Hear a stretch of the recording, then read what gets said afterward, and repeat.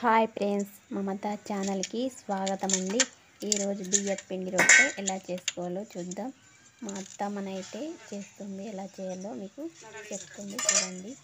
బియ్యం పిండి రొట్టె మంచిగా నీట్గా చేసుకోవాలి. పొడి పిండి పోసి మంచిగా చేసుకోవాలి. నీట్గా ఎంత మంచిగా నీట్గా చేస్తే అంత మంచిగా సాగుతుంది. నీట్గా చేసుకోవాలి. నీళ్ళు వచ్చబెట్టి పొడి పిండిలా పోసి ఉప్పుకొని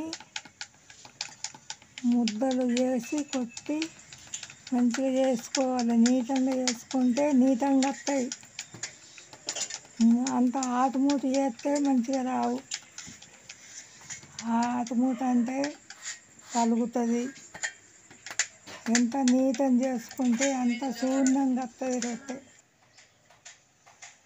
ఎంత శూన్యం చేసుకుంటే అంత మంచిగా బాగుంటుంది.